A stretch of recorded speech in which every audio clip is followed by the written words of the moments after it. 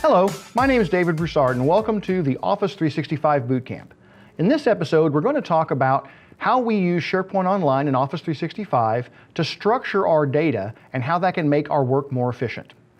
What you see beside me right here is an example of a home page of an intranet. And you can see that I've got a series of menu options that kind of arrange my data. Because when we're talking about collaboration across an entire organization, it has to be significantly more structured than when it's just an individual or when it's a small team of people. For an individual, you can pretty much store your data any way you want to because you're the only one that has to understand it. At a small team, they can easily negotiate how they want to store data because there's just a few numbers of them. But when you have an entire enterprise, there usually has to be a centralized organization that's actually deciding how things are arranged. A lot of times this is done by functional or project areas. In this case, I've got a sales and marketing area. If I click inside that sales and marketing area, you'll see that inside of that, I've actually got a couple of sub areas. I've got the home area, I've got a marketing team page, I've got a collateral center, product profiles, even got a list of resellers. If we go look at the resellers, you'll see that inside of the resellers, I've got information about each of the featured resellers that we have at Contoso. The one we'll take a look at right now is this one called ADatum. Now ADatum, when I go to its page, has got some information about ADatum right over here. It's brand for certain products. I've also got a series of KPIs that are related back to ADatum so I can see how they're doing and how we're doing with them. You can see we've embedded a Yammer feed down here so we can talk about ADatum. And down at the bottom, I've got this whole document library. Now this document library's got a lot of interesting information. So let's go ahead and go into that and we'll see what kind of documents are tied to this ADatum library. Well, you can see right here at the top that I've got 3 invoices, 3 credit memos, a couple of POs, and some other presentations. Well, when I look at all these documents, and there's just a few in here, so it's relatively easy, but imagine that I had thousands of these documents. What if I'm generating multiple POs every day or multiple invoices every day or at least once a month? Over a period of time, that can get very complex. So we really want to organize this data. We want to put some structure behind it. Well, how would we normally go out and do that? Well, most people would say, hey, I know how I would do that. If I was on a file share, I'd create some folders. Well, SharePoint lets us do that as well. I can go out and create a folder. I'm going to call this first folder Invoices. Let's try if we can spell it right. Invoices. And you'll see there's my invoices. And in fact, I could go down here and I could grab these documents and I could go ahead and move them right into the Invoices folder. And now they're in the Invoices folder. And while we're at it, let's go ahead and create another folder and we'll call it Credit Memos. And I'll take these credit memos and I'll go ahead and copy them into the Credit Memos area. And heck, while we're at it, let's go ahead, once that's done, we'll go ahead and create a PO folder as well, right? And let's drag them into there. And there we go, now I've moved them. And then lastly, we'll go ahead and create a folder for POs, okay? And I'll say POs, and I'll grab these 2 POs right here and I'll just drag them right into that. There we go. I had to go into the folder and come back out. Who would have known? All right, so now what I've done is I've created 3 folders, credit memos, invoices, POs, and inside of each of these folders, I now have got those documents that I need in there, invoices, POs, credit memos, right? Now, is that better than what I had before? Well, kind of, sort of, right? Now I may have 1,000 credit memos, but at least they're all in the credit memo folder, right? And you know, if I look at these credit memos, right, they all have either numbers or dates associated with them, okay? 10-252, okay? If I look at my invoices, they look like they have 1,128. Those may be sequential, they may be tied to a date and time. So what then organizations would often do is go out there and put another set of folders that have by year or by month or both, right? Gets very, very crazy, very, very fast. Well, what we want to do in SharePoint instead is we actually want to use metadata to do all of this. So instead of actually trying to store documents in folders of increasing depth, right? Instead, we want to tag documents with some information that defines that document, data about data or metadata.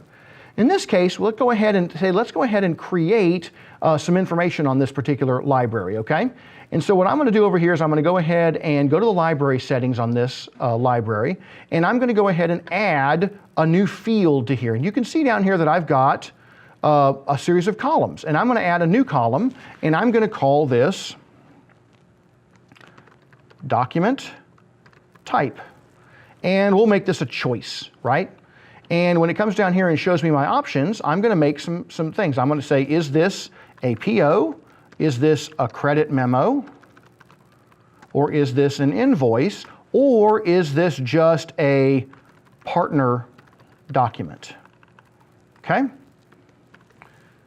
And I'll go ahead and set that up as a drop down, and we'll add that, and I'll go ahead and say OK. Now what I've done here is, if I go back to my list now, right, that's back over here. I'll go back to my A datum area and go down to our document library. You'll see that I now have a field over here called document type. And what I can do is I can go to, for example, this particular executive presentation, right? And I can go ahead and edit this particular document's properties, and I can set its document type equal to partner document, okay? And so I can go down and say this is a partner document.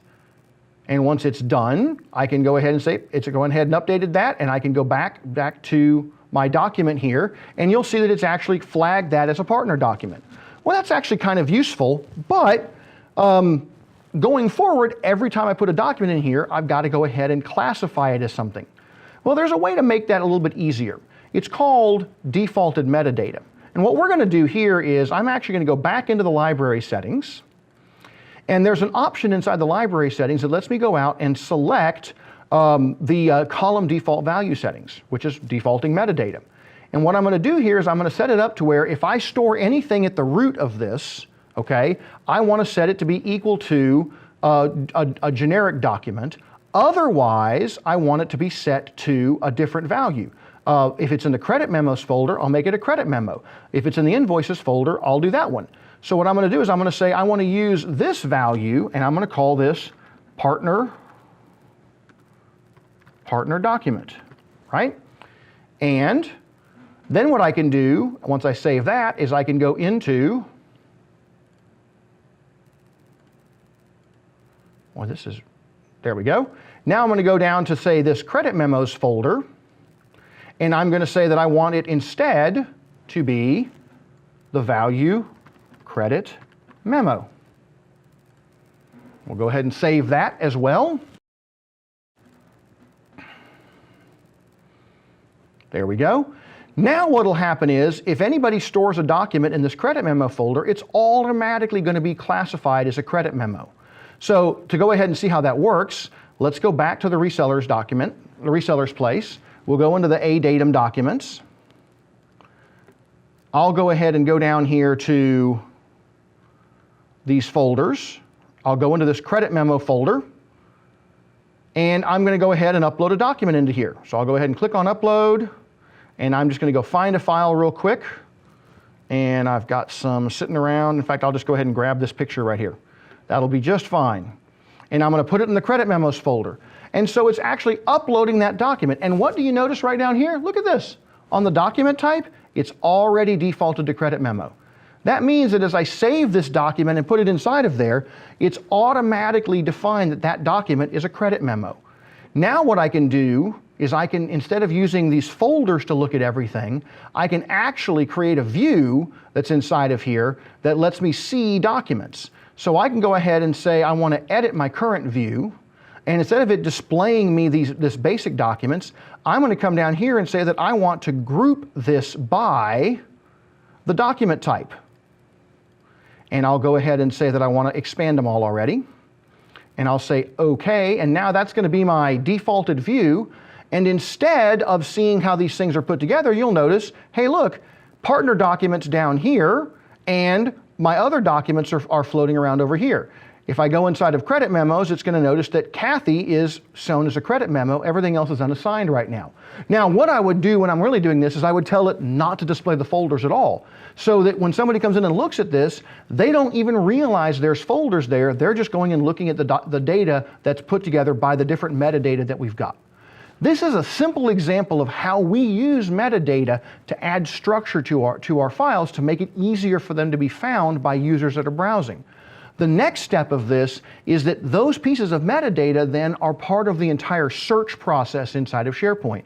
When somebody goes out into SharePoint and searches for something, if they look for a credit memo, and I've got a document type called credit memo, it's going to be a lot easier for them to find it if it's been tagged properly. Well, that's all for now, and I hope you enjoyed this.